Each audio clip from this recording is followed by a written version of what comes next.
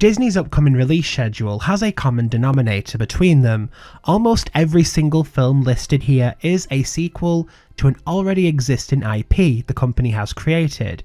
When I saw this update, it got me thinking, do you remember a time when Disney sequels were more of a straight-to-video occurrence and Disney put more effort into their animated features? If you do, you'll understand how distressing this is for a fan of Disney movies from way back. But I feel this issue is much broader than Disney. The issue here is occurring with most existing well-known IPs, but when I sat and thought about Disney's angle in this, it made me believe that the company isn't running with the core strategy it was set up with. This is why I believe Walt Disney would hate modern day Disney. And I'm going to break that down for you guys. If there's one thing that Disney was respected and well known for back in the day, it was the ability to create cartoons for children. No matter what walk of life you came from, there would be one Disney movie that appealed to you, and that's because Disney covered so many fairy tales and brought them to life as additions to their massive catalogue. Walt Disney himself made his core strategy that of appeasing children. Children were his goal, as he considered himself young at heart. Whatever he crafted, it was with the eyes of children in mind. He was quite a creative man. Walt was driven by his ambition to create new stories. Sure, some beats could be the same, here and there, but his main goal was to craft something new.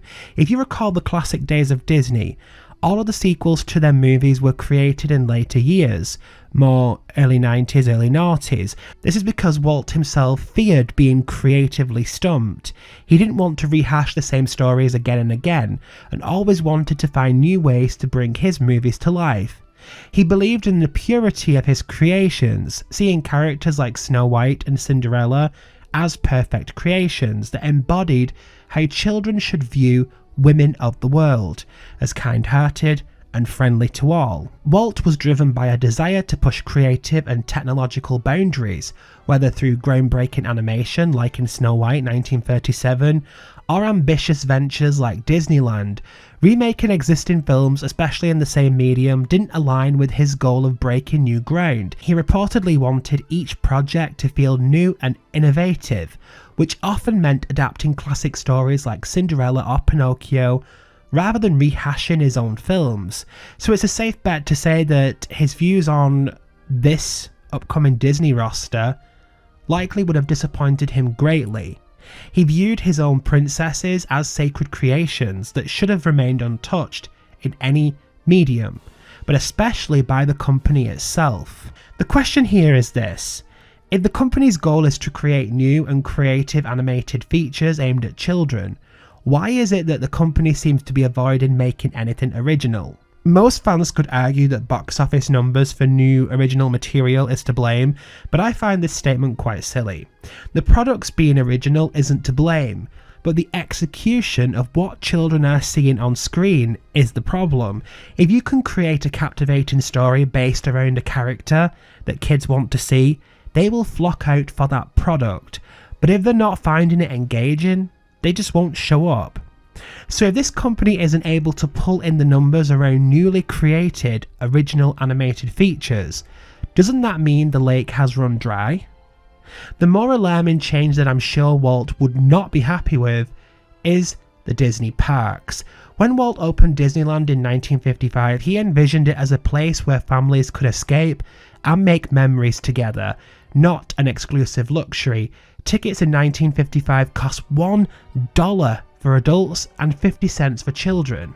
Attractions required additional tickets, so A, B, C, D or E tickets, but the overall experience was affordable for middle-class families.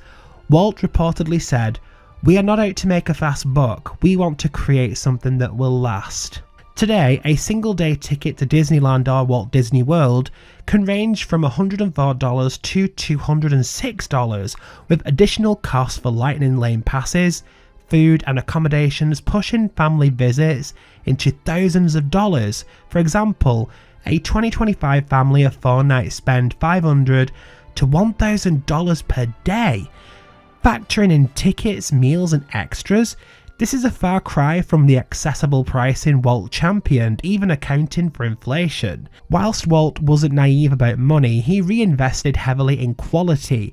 He prioritised guest experience. He might see the current emphasis on charges, like lightning lanes and VIP tours, as prioritising revenue over magic.